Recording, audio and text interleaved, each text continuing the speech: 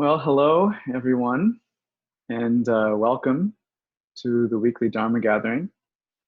My name is Alex Van Gils, and I'm one of the hosts of the weekly Dharma Gathering. Tonight's session will be led by Dr. Shanté Smalls and is titled, Am I Bullshittin'? Relating to Others Authentically. Shanté will lead us through a guided meditation, a Dharma talk, and we'll close with a question and answer session. Tonight's session will be recorded, so if you prefer not to be seen, please turn off your camera feature. Please note that you'll also be recorded when asking a question. And the recording of tonight's gathering will be accessible within 48 hours via your purchase products on the Vimeo site for weekly Dharma Gathering. And you'll receive an email notification once it's posted.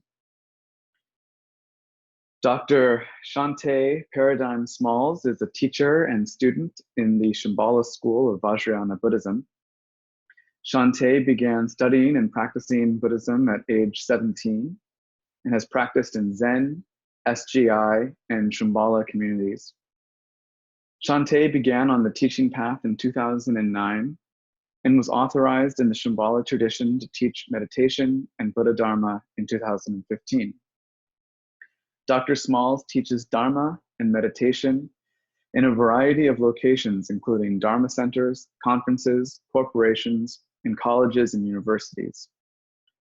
Shanté is focused on the healing impact of contemplation and meditation in Black communities, people of color communities, LGBTQ communities, and prison and recovery communities.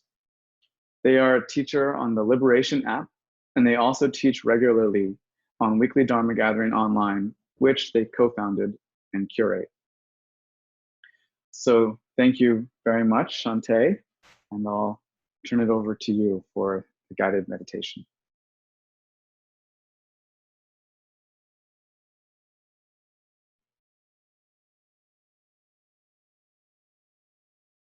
Everyone can hear me? Thank you all for joining tonight live.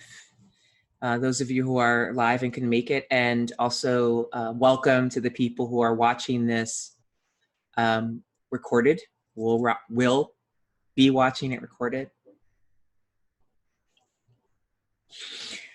I just wanted to, before we get into the formal guided meditation, I just wanted to say how grateful I am to be in a position to not only have heard the Dharma, the teachings of the Buddha Shakyamuni at a young age, but maybe even more so, I mean, hearing the Dharma means that I could study the Dharma, practice it, but it's a real honor and privilege actually to be able to teach about meditation, Buddhist meditation, and Dharma principles. So I feel always a sense of excitement and some humility and also some nervousness, of course, around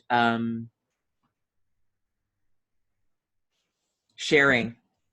And I'm also really excited because I have this really cool new microphone that I got for doing podcasts. And so I feel really excited about the technology. Today's been a bit of a difficult day for me. I'm moving to Atlanta temporarily in 10 days for 10 months. And there are a lot of details related to moving and subletting the place I'm in right now in Brooklyn, my apartment, and money and phone calls and saying goodbye to people and work. I'm finishing a book. So there's a lot going on. And I was feeling a lot of agitation when I woke up this morning, and a lot of energy, a lot of neurotic energy, a lot of anxiety, energetic anxiety. I have actually anxiety disorder. So not that kind of anxiety, that's a little deeper, but the more up I was really here, and I was worked really hard to come in my body. I went on 2 walks this morning, did yoga, I meditated a few times today, had a couple of conversations with friends, and I really began to settle. I actually meditate 3 times today. It took me a while to settle in.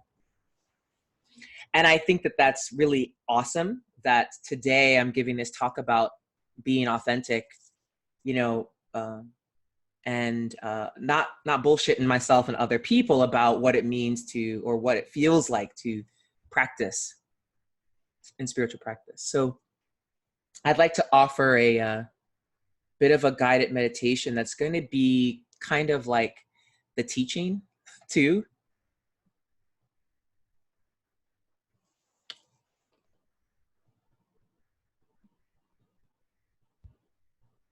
So the first aspect of relating authentically to others, to our environment, and to ourselves is first relating to ourselves and checking in with what's going on in our body, our emotions, and our thoughts. And this checking in is just bringing our awareness and our attention to how our body feels, our physical body, without trying to change it or judge it. Oh, I need to adjust, or I'm tight, that's bad. Just noticing what's going on in our bodies, and that we have bodies. And just so you know, we can't awaken without the body. And then touching into just what's our emotional state, what's our feeling state, good, bad, medium, up, down, happy, sad, or the shades of all those things.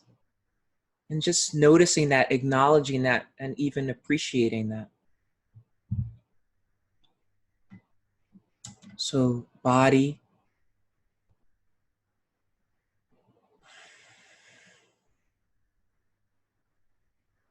emotions,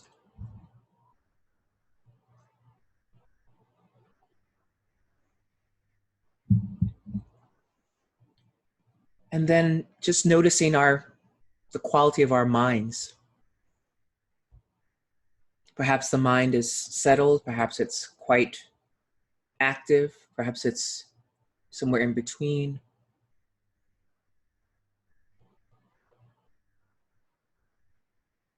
Just having a little bit of check-in. What's the geography of my experience right now? Without judgment, we just are noticing the lay of our internal landscape so that we can orient ourselves in our practice or in our day.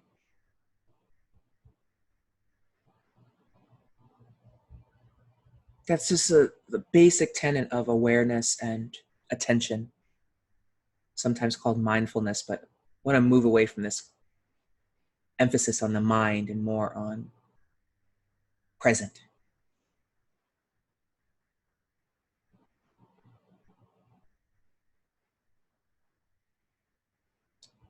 And after we just have a sense of where we are,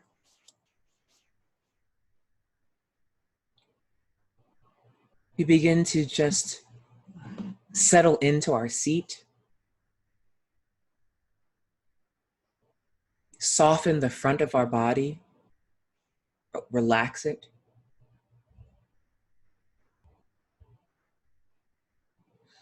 Let the back of our body be our strength. Balancing that open heart, that soft heart with the dignity of a strong back, a flexible spine, the thing that holds up our entire body.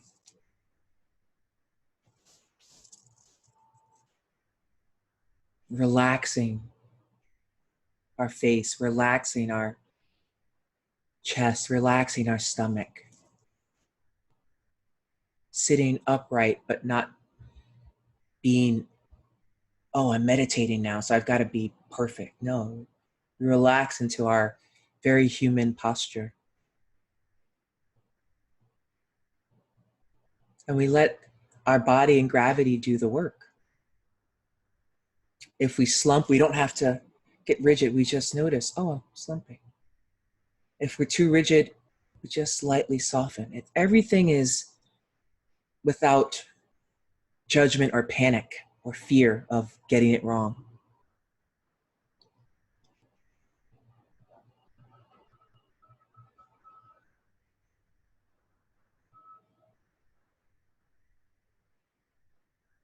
And when we've relaxed into our seated position, the soft front, a strong foundation, seated foundation, and a strong back,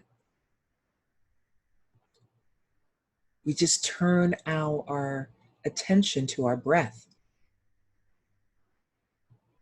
We've already been breathing, and we pay attention to the feeling of our body breathing. We don't have to manipulate our breath. We don't have to have any special breathing, just the breathing we've been doing all along, all day long. But here we pay attention to it. We notice it. We remember that we're breathing, and we notice what that feels like.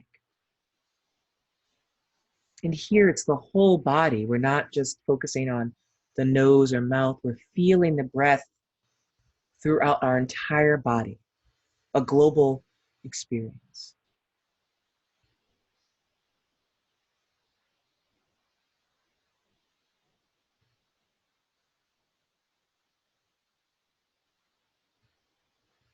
We're reminding the body and the breath that they are old friends, and that they are interdependent, that they work best when they synchronize, that they have a love affair with each other, the body and the breath.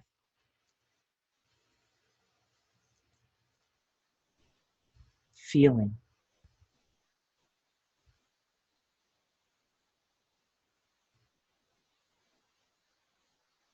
And when we allow our body and breath to sync up with one another, it creates a really incredible resting place for the mind.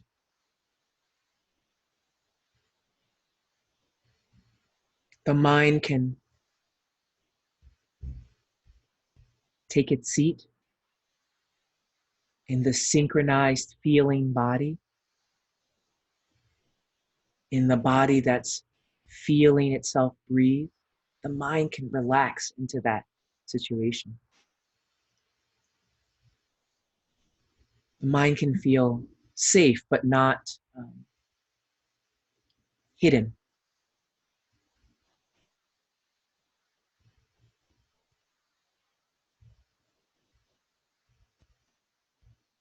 And as body, breath, and mind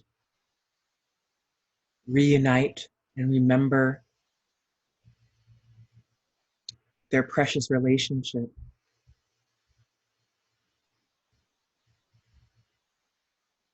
we can relax with bodily sensations arising, emotions arising, or thoughts arising.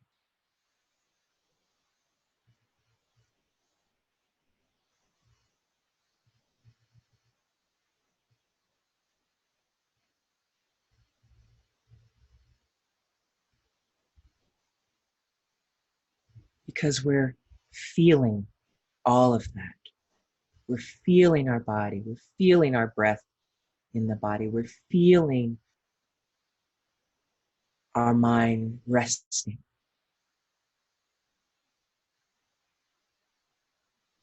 Without shame, without embarrassment, or if shame and embarrassment rise, we welcome them. That's okay. You have a place here.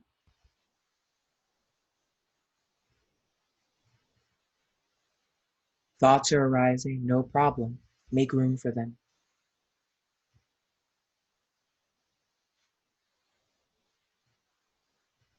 The body aches, that's okay. Acknowledge it.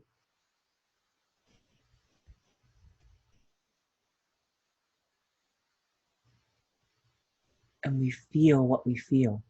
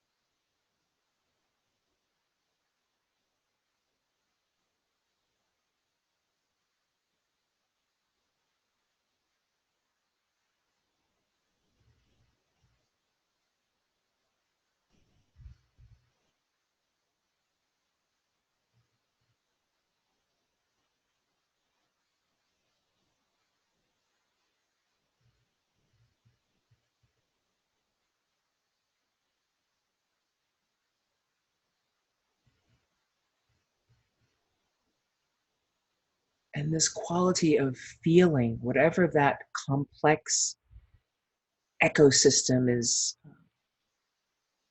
happening for each of us, is actually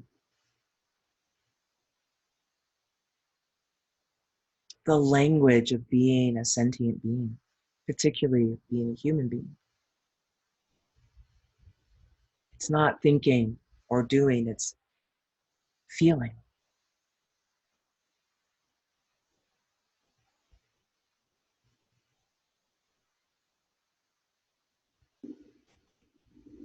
Feeling is the quality that allows us to notice or be mindful. It's not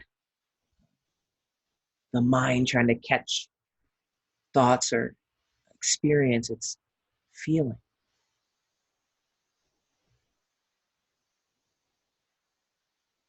And when we feel, we notice. And when we notice, we can be present with what's happening.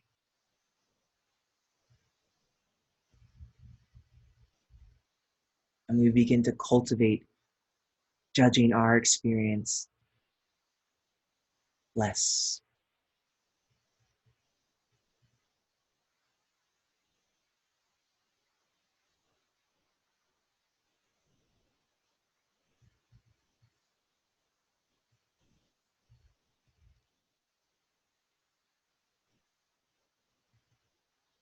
And here we can even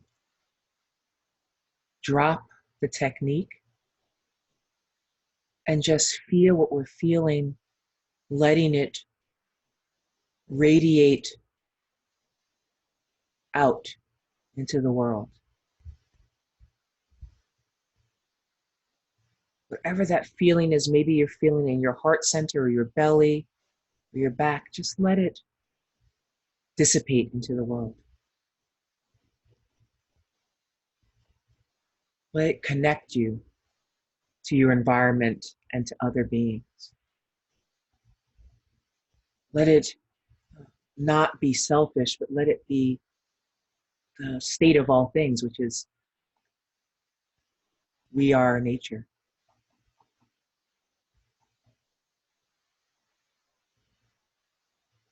We're not trying to keep anything to ourselves selfishly. We're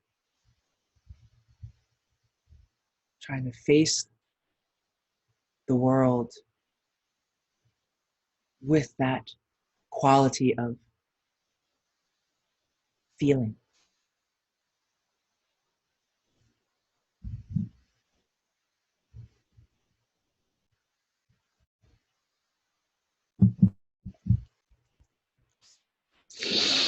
So, good evening again.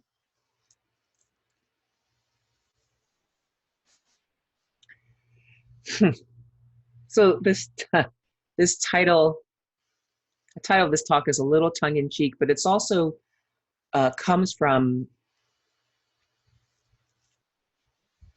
some observations of myself, my own behavior, and observations of others.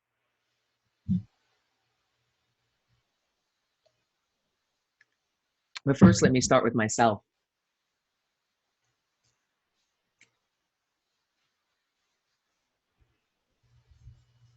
Particularly, so some of you know this story, and I apologize for telling it, but again, but repetition is part of the deal.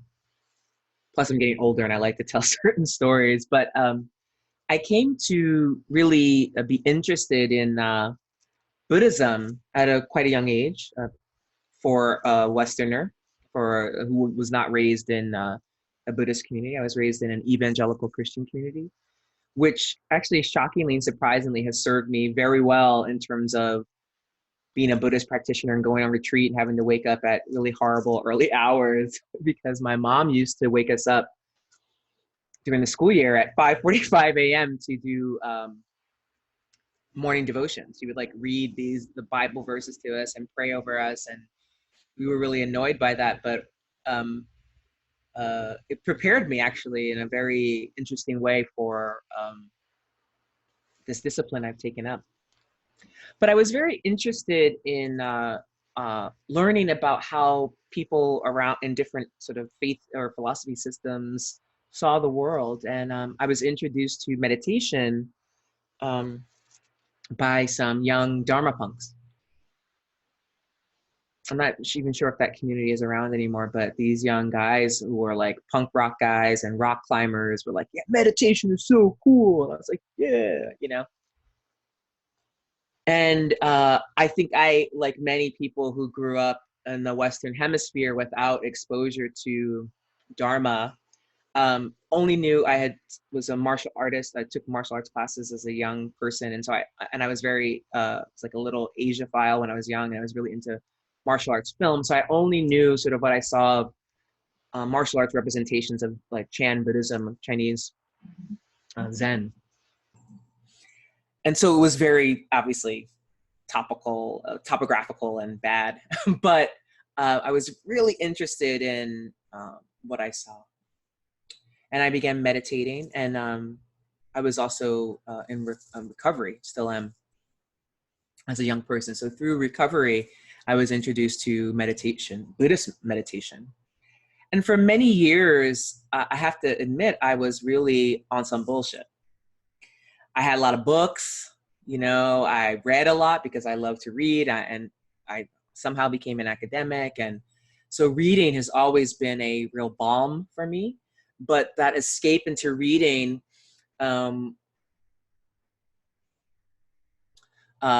usurped actual practice. So I was the kind of person, I hear people say this, I would sort of practice in emergencies or when I was really in trouble or really felt badly.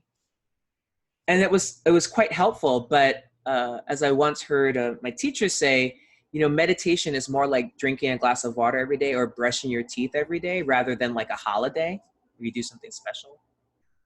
And I found that to be really true for me. So I was in high school and then I went to college. And in college, I got a little bit more serious because I had my own space and my parents weren't like, maybe that's a whole other talk, but they weren't like regulating my spiritual practices. And I bought little things and I made an altar, a shrine, just sort of like different things that were important to me, that were felt sacred. And I would practice in front of that shrine. I practice meditation. But I was very outwardly oriented. So, so much of my life, especially in my teens and throughout my 20s, was about how I appeared. And being a Buddhist meditator, being a meditator in the late 90s, early 2000s, I was already known as someone who was in recovery in high school school. So that wasn't cool. And that messed with my cool cred. So I didn't want to also be a weird Buddhist, you know, even though I wanted to be. And I was very concerned with being cool. I was very popular in high school. I was very, very popular in undergrad. And I was, you know, really concerned about my social life, my sex life, you know. And then on the side, very sneakily, I had this whole entire life that was very robust around a spiritual life, where I worked with a spiritual mentor and I brought meditation and different recovery meetings to prisons and to jails. And I read a lot of, and I worked really hard, but that was like on the low.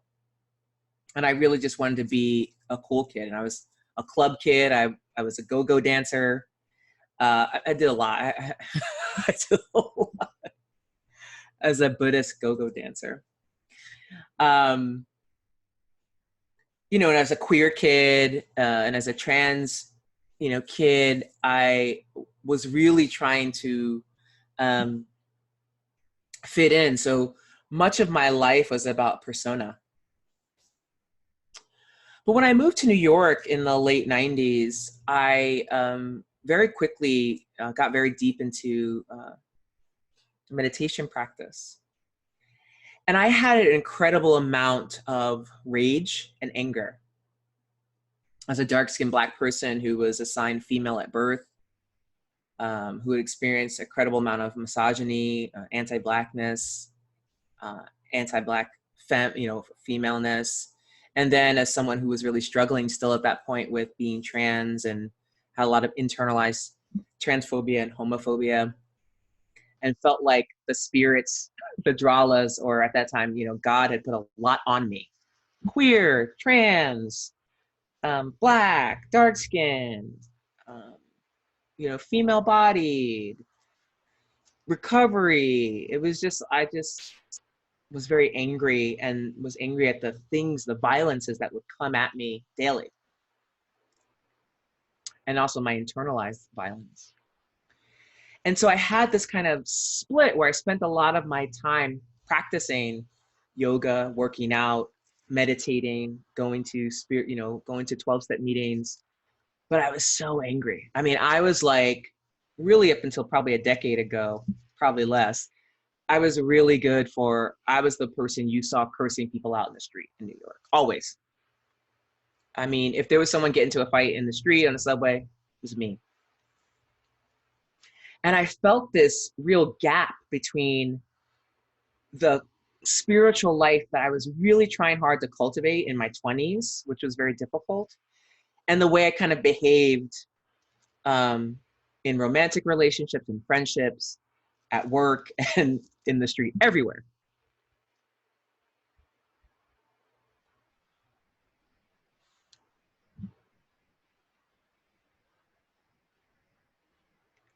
And it was as if my spiritual practice was like a vestment or a garment I would put on.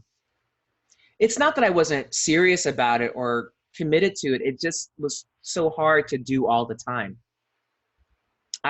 My habits, my anger, my tendency towards violence was so habitual and so well, it had gotten me what I wanted in certain ways, kept me protected. It felt like that it was hard to give it up. And so in the early 2000s, I started practicing. I had been doing Zen, but, you know, kind of by myself and kind of dropping into places, so not really practicing. And then I really got involved with one of the Nichiren Daishonin schools, Soka Gakkai International, the Nam-myoho Renge Kyo chanters. Maybe you've seen Tina Turner. If you've seen that movie, you've seen Tina Turner as a famous SGI.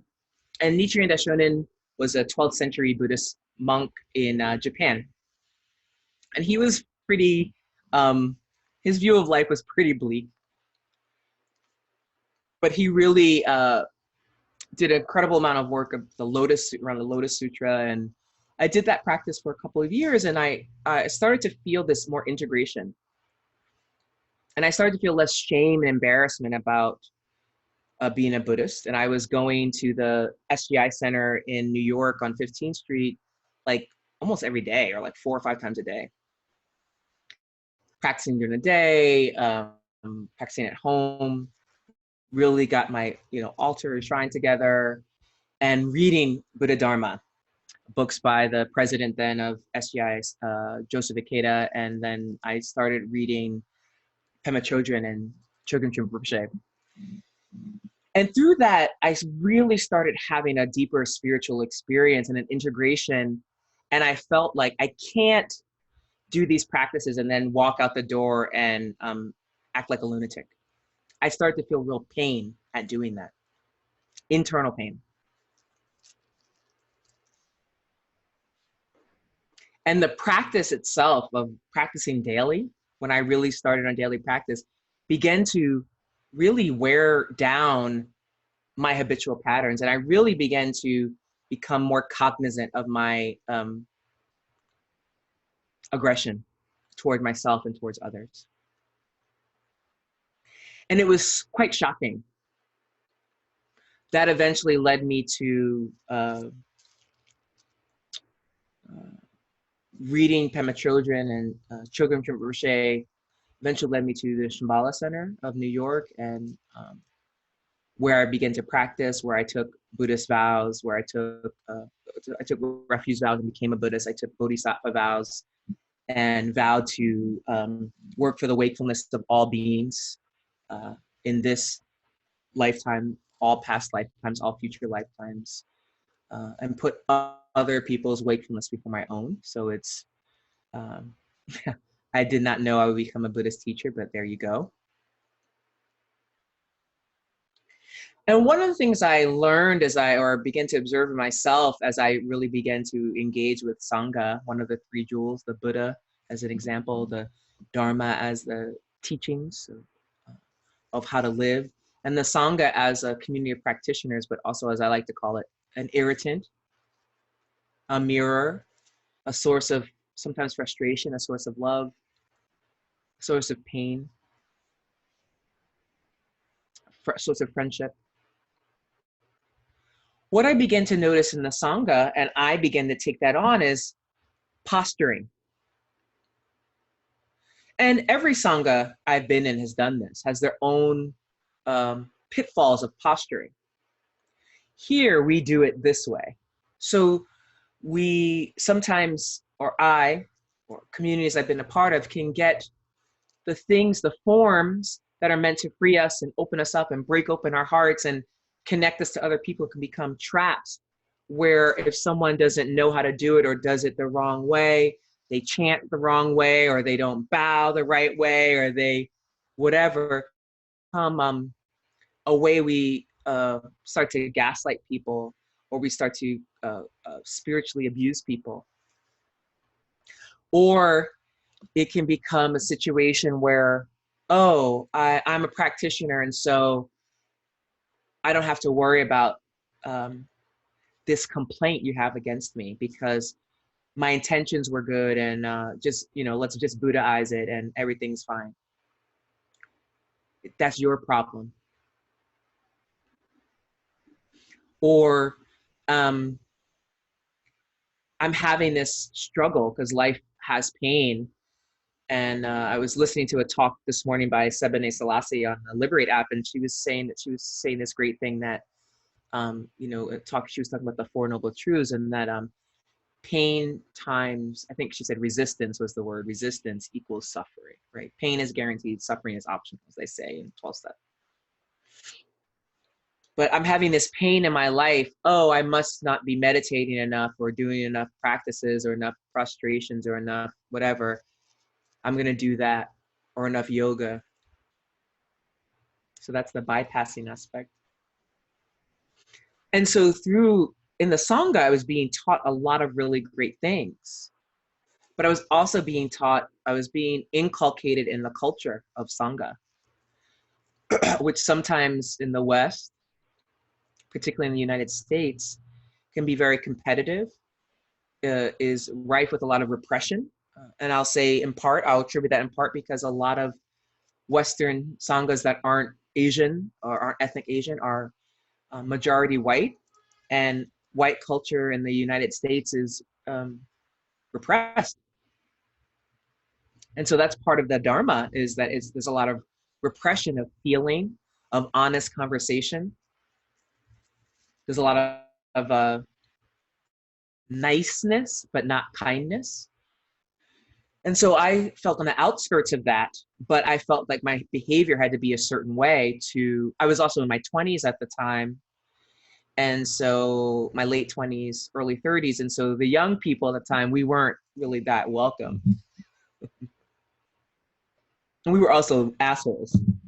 So, um, you know, and we wanted Dharma to be really vibrant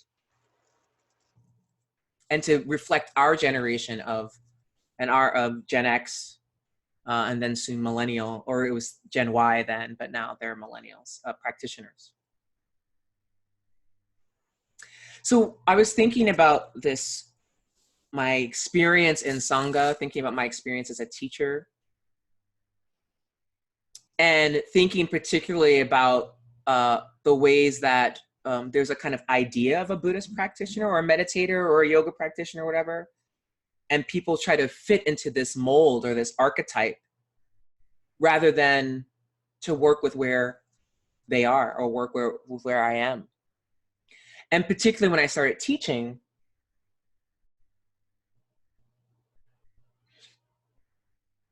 part of teaching in the beginning is like mimicry. So I would teach in the ways that I saw people teaching. So I was like teaching on death and suffering and the Eightfold Path and the Four Noble Truths and the Three Jewels. And I love all that stuff. But then I was like, what about like just teaching with that stuff as the background and as the foundation, but teaching really from the heart. Teaching really from a place of vulnerability and softness. Teaching from a place of humor and kindness and my own personality or my own aggregate way of being in the world that, you know, changes and grows, and not about disrespecting the Dharma, but it's all sacred, seeing it all as sacredness. So I swear, you know, I talk about sex, I talk about my foibles. I've started actually dressing down, which is very interesting. Sometimes I dress up, but playing with that, is the dressing up a concealment or is it respect? So asking these questions.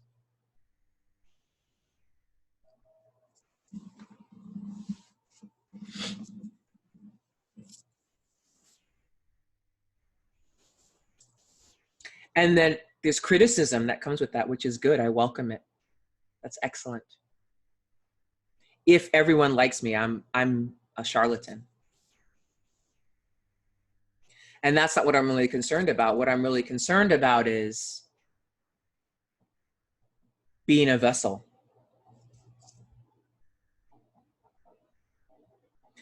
And this becomes particularly difficult when a few weeks ago in July, I was, you know, on social media, some of the, particularly Facebook, they'll like, your memories will come up. And there was a memory from 3 years ago, I think.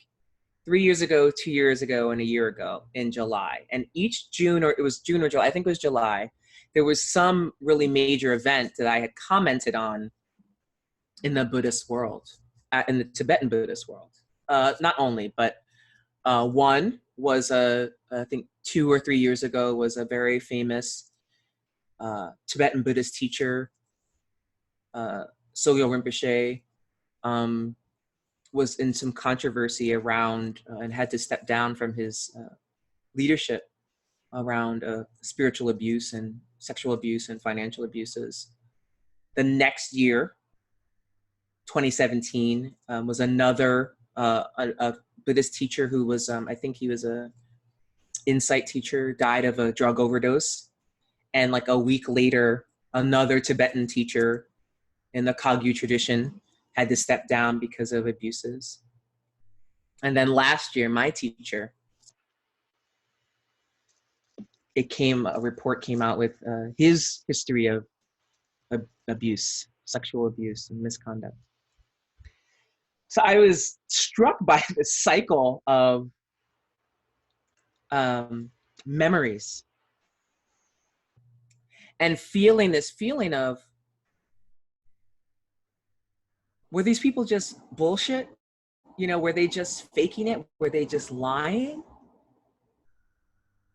We have this idea of Buddhist teachers as so holy and so perfect and so above human, or I have this idea, human. If someone says they're practicing, I believe they're practicing. And people are practicing, and I am practicing, and yet I do things that hurt people.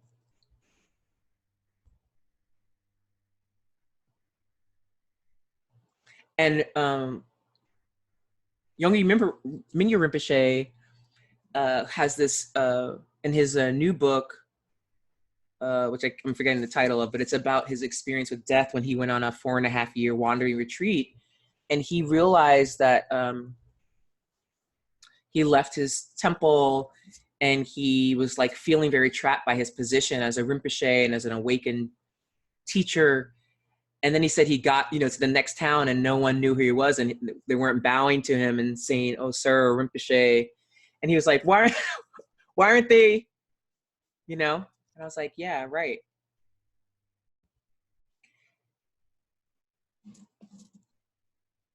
And so for me, when it comes to really practicing, I have to ask myself, am I living my life in a way that's about this authentic presence, where I'm not trying to use my spiritual practice to escape from my embodiment and the experiences that come with that, where I'm not, sometimes people will be like, oh no, Buddhists, we're supposed to be apolitical. Never. The Buddha himself transformed politics. In his first address to, he was talking to the Brahmins, one of his earliest addresses, and they were saying, hey, Gautama, which was his name, what's going on, dude? you haven't been doing your practices, And he says, hey, I'm awake. You don't address me as that name. I'm Buddha. And, I've got something to tell you. And this way of being, this Brahmin structure is not, I'm not going to teach that way. I'm going to teach everyone who wants to hear. So he transformed the world by saying, I'm not going to participate to the extent that he could, in the caste system where the Dalit, or the untouchables as they were used to be called, couldn't, if they heard the holy teachings, their ears would be cut off. So there's no room to be apolitical when the Dharma or Hinduism in the past was, you weren't even allowed to hear the teachings. Of course it's political. Of course it has to do with power. Buddha welcomed women.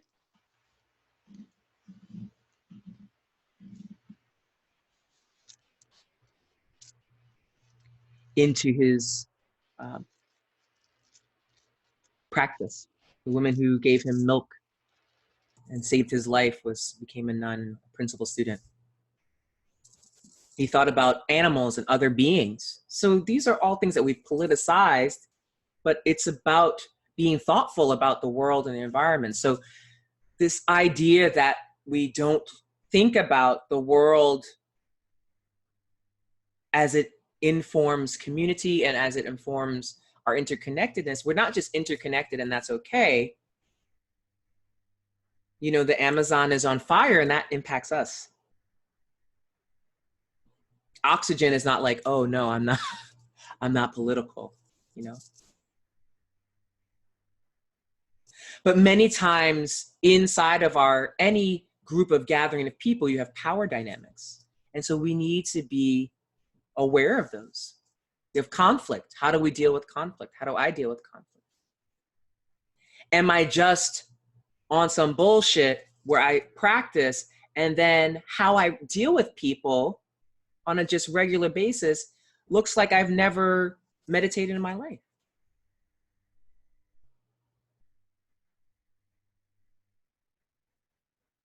And it's not about being perfect. It's about being genuine. Having genuine experiences. Sometimes that means we have to leave communities or take space from them. Sometimes that means we have to start our own stuff. Sometimes that means we have to love from afar, practice from afar. Sometimes that means we take space from our teachers. I love you, and get your shit together.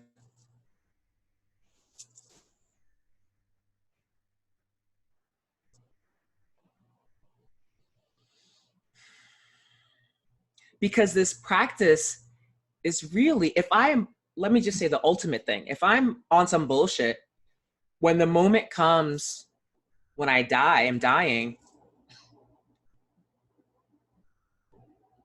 But even before that, when hard things come, sickness, old age,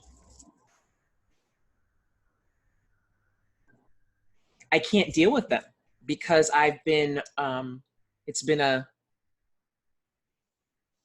ruse.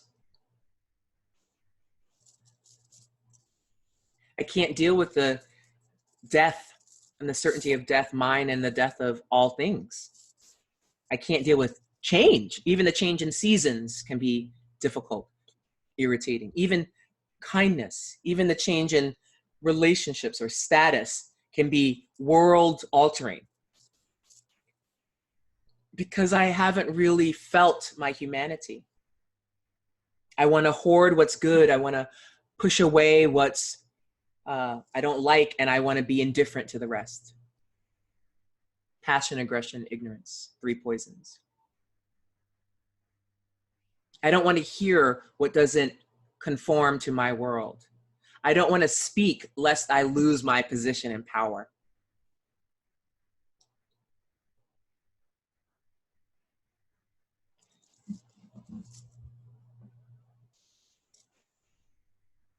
Learning how to relate authentically for me really starts with synchronizing my body, my breath, my mind, my emotions. And then when I walk out the door, or even before that, when I relate to my dog, when I relate to my plants, when I relate to my environment, just here in my apartment, and then when I go outside, how am I relating? Am I checking out? Or am I trying to constantly come back to being present with whatever's happening? Oh man, feeling irritated, feeling exhausted, feeling exuberant, feeling anxiety, as I started out saying, feeling today, my mind was just, I'm like, okay, made my list of my to-dos. And, okay, I've got to email this person. I call this person who's coming to see the apartment for sublet. Oh, this is not working out the way I want it to work. And I'm like a Virgo rising. So like, I'm really into things being lined up ahead of time. And that doesn't always work.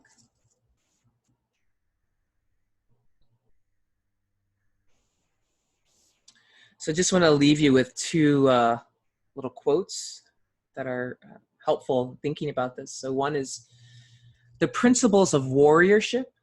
Warriorship here meaning our authentic presence, relating authentically, our confidence, our fearlessness, meaning not without fear, but our engaging fear with courage. The principles of warriorship are concerned with learning to appreciate all processes, all mundane reference points. So everything that's going on in my life, appreciation means relating to it. That's by a gentleman named Chogyam Trungpa Rinpoche, who's a controversial figure still, even though he's been dead for many years, but he had some good things to say. And without him, I really wouldn't be where I am, even though sometimes I get mad at him. I think he's okay with that. The second is, we are waking up together with and against the grain of each other's practices, and it could get messy.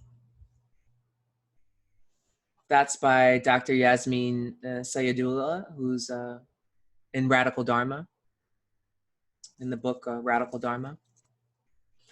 And she really talks about the way that we need to deal with the mess in relationship to each other, particularly people who are in community, in spiritual community together, instead of repressing and faking and then gossiping behind each other's backs or starting a coup or having factions, but really making space to say, I don't like what you say. You know what? I don't like you.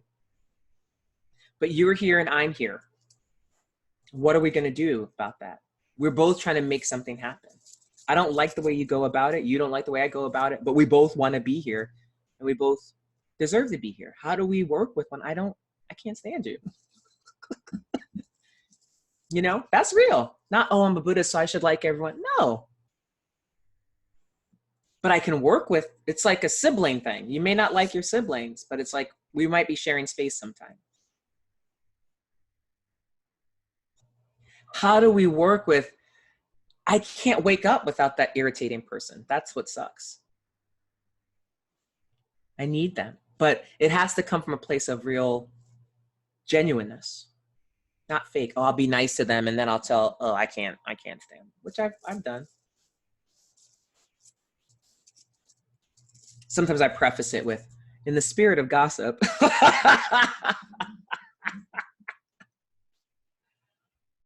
But, you know, working with right speech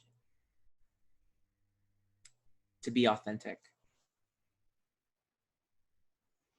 So I think I've said enough. I'm really would love to hear what you all have to say, or if you have any questions, or if you have any thoughts, that would be great. Thank you.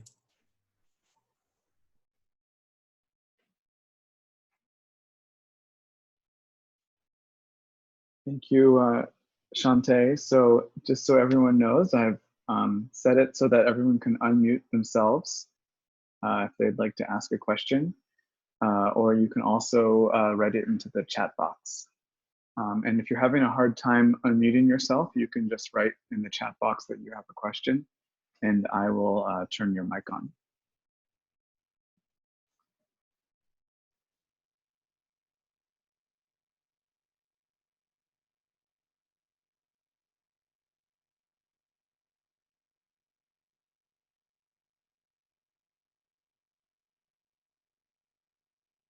Hi, Shanté. It's Anne. Hi. I have a question. Can you hear me? Okay. Just talking, the last thing you talked about I guess, authentic and right speech, and being very genuine, even saying things that might be hard to say and hard for the other person to hear. It seems to me that kind of only works if the whole group, whomever's in the conversation, kind of all are working with the same rules, the same expectations, right? And I think that I find sometimes, you know, the response isn't, okay, yeah, I hear you. You can't stand me. You know, I'm not that into you, but we need to work together. It becomes very defensive, right? So how do we create those spaces so those kind of genuine conversations can go on? That's a really great question. And I think it's a really important one because there are skills. It's not just, oh, I'm a practitioner, so I have those skills. I'm a big fan of, and whenever, particularly when I do retreats or even meetings, or even as a, not so much on this online forum, but even as I teach in the university setting, community agreements are really important.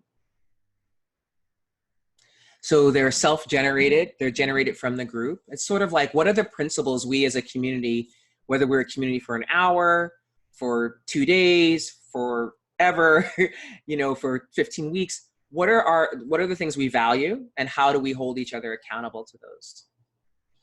So sometimes, a lot of it's speaking from the I perspective. Things like people who speak a lot, maybe they can step back. People who sometimes are shy about speaking, step forward. Recognizing power dynamics, all kinds of different things. So you generate them every time. And then sometimes if I'm leading, I will offer confidentiality, you know, things like that. Using people's proper pronouns, making room to make mistakes and making room to correct people. And it's not about the space being free from conflict. The community agreements help to create a space that can hold conflict. And they're not rules, and they're not laws, and you're not going to get in trouble if you break them. It's sort of self and community regulated. We're saying they're reminders. They're reminders of mindfulness. Don't just call someone what the pronoun you want to call them because that's what you're habitually used to. Don't just call someone some name because you can't remember their name. Ask their name. Can you remind me of your name again? Instead of like, oh, I should know their name. I'm so terrible. I'm the worst. You become self-centered. Can you remind me of your name again? Oh, man, right. Thank you. Maybe we were name tags, right? Not just doing our habitual thing. Oh, I'm a hugger. I'm not. I'm just going to hug people. No, you know what I mean? So you create space. What is the space? What is the enlightened society we're trying to create in this space? We don't all have the same orientation. We don't all have the same history. We need to come up with some things, and then we agree to each of these things. I agree. I'm gonna work with that. And resistance always comes up, you know. But it's good to have, you know, you write them up, and it's like, just remind yourself, we agree to these things. We're accountable to each other and to ourselves. We're accountable and responsible for our behavior in this space. This is what accountable and responsible human beings do. And I like people say, there's a newer term emerging in the last few years. It's not safe space or even a safer space, it's brave space. So that this creates a context where we can be brave about or courageous about our experience. We can allow conflict rather than doing the habitual thing of repression, gossip, sublimation, side conversations, but we can be authentic with kindness. Not just niceties, but really like, you know, like you're really hard for me. And that may take time, right? That's not just like, we just met an hour later, I hate you, you know, like that. But this is really about, you know, when you're together for a day or a weekend or a week or a month, or you're in community with each other, we're really working with these principles. This is something I gave a talk a few months ago about sobriety and meditation. I talked about the principles of not just the steps, but the traditions where the groups really work with these principles, that we try to abide by them so that you have some guidelines, because we all are like wild, you know, we come home, relax, you know, that's great. But when we come together, what is the stuff that's holding us together? We need to have a container. So you know about this. This is a principle, container principle. How do we hold the space? And then how are we each responsible for that? And not, oh, remember agreement number 4, but just reminding each other. It's a practice. One of my good friends, Gendon, who's a monastic, he tells me these great stories because everyone thinks, oh, you're in a monastery, you're in an abbey. They get on each other's nerves too. And so it's community, you know, you're working with it, it's practice. And I think where the trouble comes in, where the gaslighting and the bypassing and all that comes in, is when we assume, instead of it being a conversation or a dialogue where we check in, it's just, here's how you do it. It's a dead thing rather than being relational. Adrienne Marie Brown, who wrote Emergent Strategy and Pleasure Activism, says that, I don't know if she said this or she got this from someone. She may have gotten it from Alicia Garza, so I apologize. But one of them says, movements, any movement, or we could say community, moves at the speed of relationship. And relationship moves at the speed of trust. So slowly. Thank you, David. So I hope that helps. Thank you. Welcome.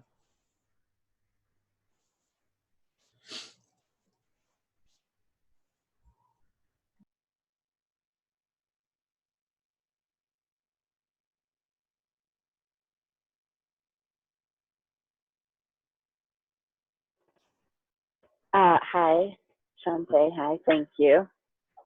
Oh gosh. Can you hear me? Okay.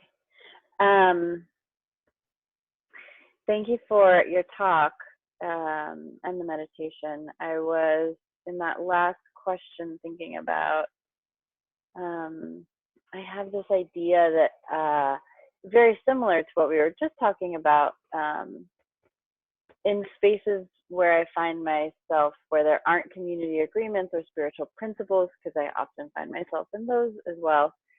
I have this idea that I will go and find a space that will already have all of this wonderful mindfulness, and then I'll live without conflict and it'll be easier. And so I'm right. And so I'm thinking about maybe resiliency, or something about, yeah, staying with, there are places where I must go or that I want to be that have conflict, that in these areas that we're talking about. And how do I don't know, do you have any thoughts on sticking with it or being resilient, or maybe being a leader in that space? I'm not sure.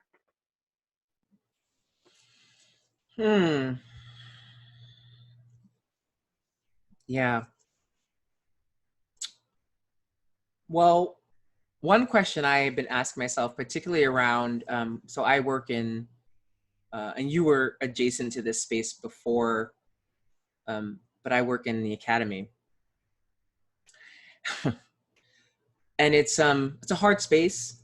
It's a very, it's not even neck up. It's like here up, maybe like frontal lobe, like boop. And there's a lot of violence that comes from disembodiment, from hegemonic whiteness, from patriarchy, from homo and queer and trans antagonism, from classism. There's just a lot of violence in those institutions.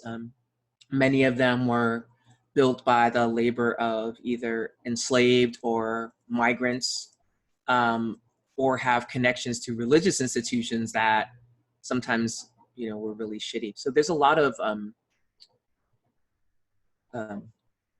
ghosts of pain and violence.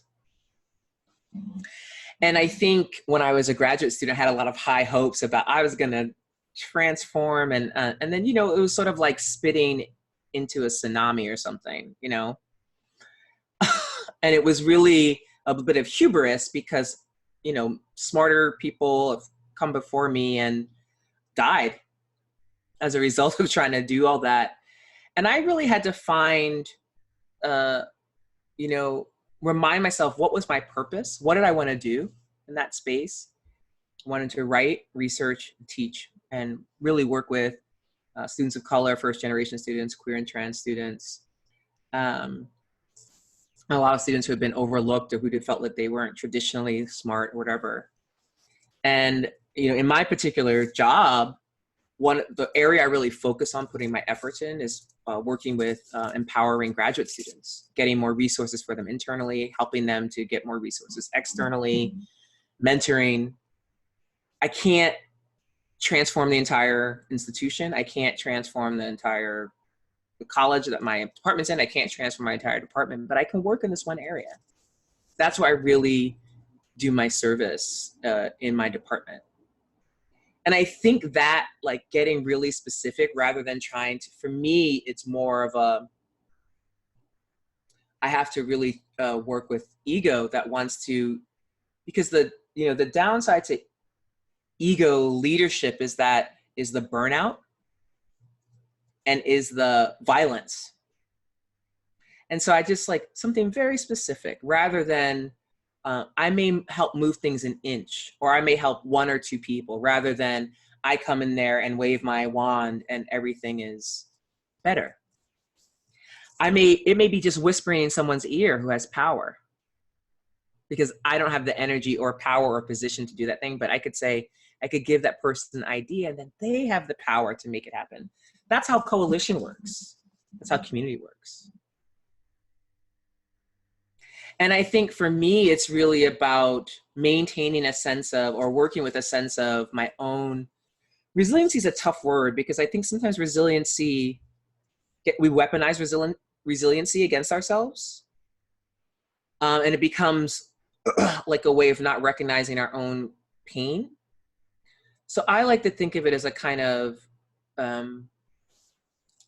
warriorship, where I'm grounded in the gentleness and the wakefulness and open-heartedness. A warrior is gentle and strong. So I'm not trying to change the whole world. I'm not trying to save the whales. I'm not trying to eliminate all single-use plastic, right? I'm just, you know, in 1 week, I'm just trying to do my part. Like, what am I doing in my home? What am I doing in my, how am I welcoming? Who can I partner with? Who can I build coalition with? I find that much more helpful than the kind of way that capitalism has oriented us each into trying to be, each of us working in our little silos, not together. There's really something completely anti-capitalist and anti-US about things like Buddhism or even 12-step, where community is what's valued, right? And the individuals within that community, of course, are important, but we're valuing what we can do as a community, as a sangha, rather than, you know, and building that sangha at work takes work. I feel really fortunate to have that, you know, across, we have like queer and trans faculty that do work together. We have Black, Indigenous, POC faculty that work together.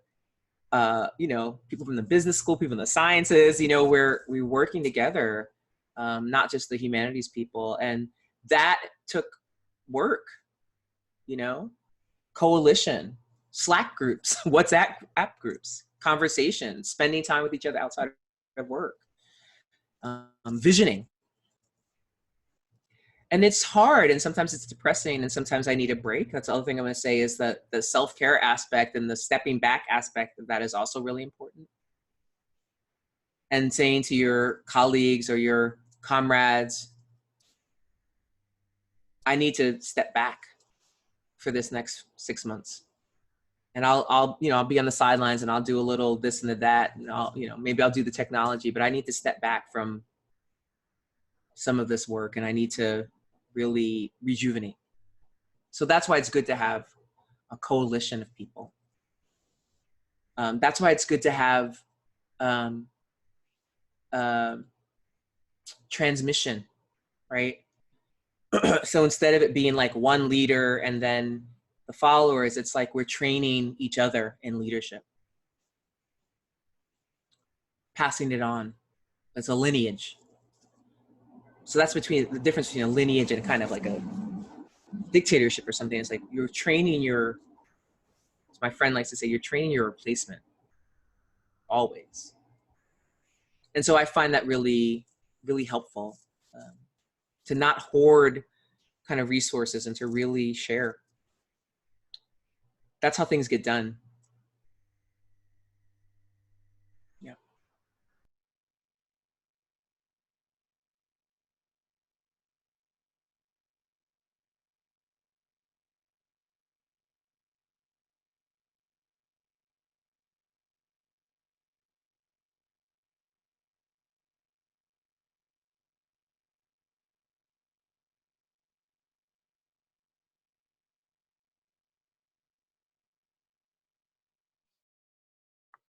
Well, unless there's maybe one more question, we could close for the evening.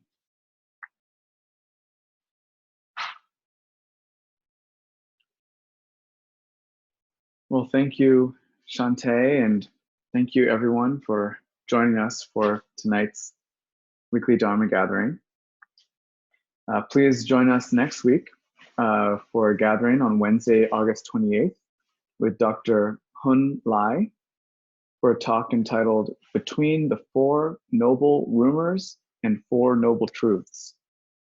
You can find more details for that at a link that I'm just about to paste into the chat box. And if you misplace that link, you can find it on weeklydharmagathering.com. And make sure to follow us on Instagram at Weekly Dharma and on Facebook at Weekly Dharma Gathering. So thank you all very much, and I hope you have a wonderful week. Thank you all. Be well. Take care of yourselves. And definitely come to Dr. Lai's. Hun he's a Lama. He's amazing. I know him from North Carolina, and he has his own center in Asheville, North Carolina, called Urban Dharma. So you can look him up. He's a really great teacher. Thank you. Bye. Good night. Good night.